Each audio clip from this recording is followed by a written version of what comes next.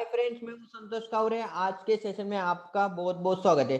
आज हम इस टॉपिक में कवर करने वाले हैं कि एक ऐसा प्रोविजन जो जनरली सभी इंडस्ट्रीज में एप्लीकेबल नहीं होता। ये ऐसा प्रोविजन है, वो सिर्फ एप्लीकेबल होता है कि जो जो इंडस्ट्रीज में सर्विस प्रोवाइड करते हैं, मगर उसका जो बिलिंग है वो डिले होता है, बाद में करते हैं।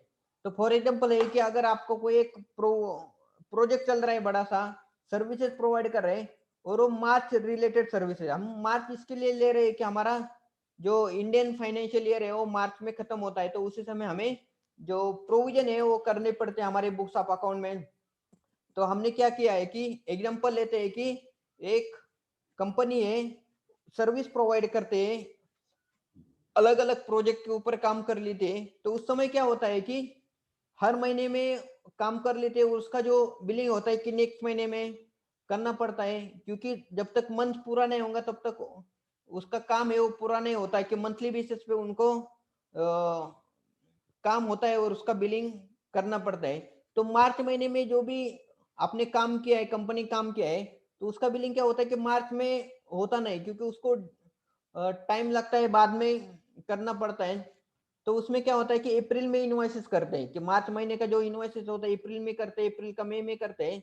मगर अप्रैल मई जून का अगर नेक्स्ट महीने में किया तो उसका प्रोविजन जो है क्या है कि एक ही फाइनेंशियल होता है, कि फाइनेंशियल ईयर उस समय चेंज नहीं होता। फाइनेंशियल ईयर सिर्फ चेंज जो होता है वो सिर्फ मार्च महीने में होता है। तो इसके लिए क्या है कि मार्च महीने के रिलेटेड और उसके पहले के जनवरी फरवरी मार्च या उसके पहले के कुछ भी अगर हमने सर्विस प्रोवाइड की है हमारे क्लाइंट को, हमारे जो कस्टमर है उनको, और उसका जो बिलिंग है वो सर्टन रीजन के वजह से अगर नहीं हो पाया है आपके 31 मार्च के दिन में, तो आपको क्या करना पड़ता है कि उसका जो इनवॉइस आप अप्रैल में करेंगे, मगर जो भी एक्सपेंस इनकम का आपने इनवॉइस रेज नहीं किया है टिल 31 मार्च में, तो उसका जो अमाउंट है आपको कैलकुलेट करने का, विच प्रोजेक्ट का इनवॉइसेस जो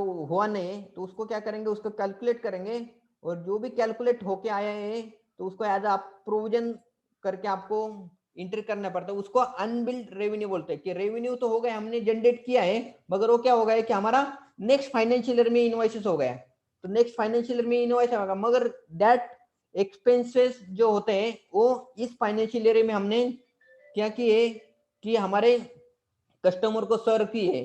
तो हमें क्या करना पड़ेगा कि हमें उस पर्टिकुलर इनकम है हमें हमारे मार्च महीने में कंसीडर करना पड़ेगा। इसके लिए वो जो अनबिल्ड रेवेन्यू जो है प्रोविजन बोला जाता है। तो हम आपको यहाँ पे एक्सेल में लेके जाते हैं और आपको बता दें कि अनबिल्ड रेवेन्यू का जो प्रोविजन है हम हमारे बुक्स ऑफ अकाउंट में कैसे कर लेते हैं। ठीक है, तो मैं यहाँ पे आपको टैली है वो शेयर करता हूँ। टैली में होता है कि वो हमारा जर्नल एंट्री में होता है कि हमारा, तो हम क्या करेंगे यहाँ पे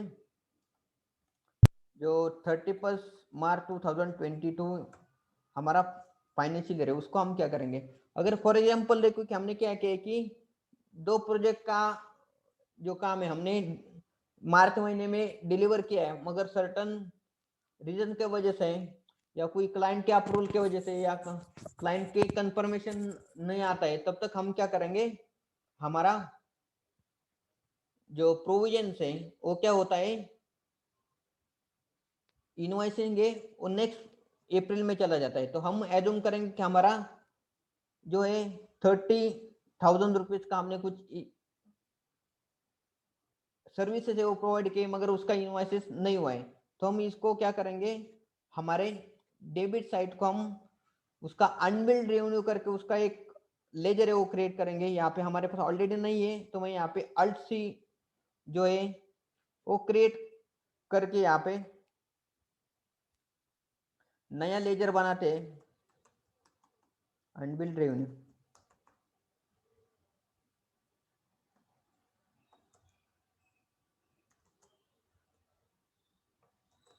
अनबिल्ड रेवेन्यू है वो आएगा हमारा करंट असेट में, क्योंकि आगे जाके हमारा रेवेन्यू आने वाला है। तो यहाँ पे हम करंट एसेट में उसको डिफाइन करेंगे, उसको सेव कर दें। तो आएंगे कि 30,000 रुपीज़ का हमने जो प्रोविजन है वो बाद में हमने इन्वेस्ट किया तो वो होगा। और यहाँ पे जाएगा हमारा क्रेडिट, जाएगा हमारा सेल्स के लिए, सेल्स का जो लेजर है इसको चला जाएगा, या सर्विस प्रोवाइडर आपका जो भी लेजर है वो आप सेल्स के अंडर जो दिया है उसको आप कर सकते हैं। यहाँ पे देंगे being unbilled revenue provision for March 2022। ऐसा करके आपको क्या करने का है, नैरेशन लिखने का है। तो ये जो नैरेशन है वो कंप्लीट होने के बाद हम क्या करेंगे, उसको एक्सेप्ट करेंगे। तो इस तरह से जो है हमारा जो एंट्री हो गया, तो उसका इम्पैक्ट कहाँ पे आपको यहाँ पे दिखेगा।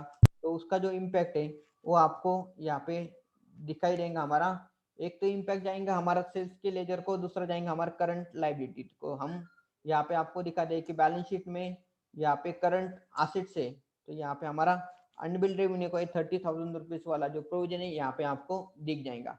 और दूसरा जो इम्पैक्ट जाता है हमारा प्रॉफिट ऑन लॉस अकाउंट के सेल्स में, तो सेल्स में हमारा ये जो 30, ये जो लेजर यहाँ पे आता है कि हमारा अनबिल्ड रेवेन्यू। तो इस तरह से जो है हमारा बुक्स ऑफ अकाउंट में यहाँ पे दिखाई देता है।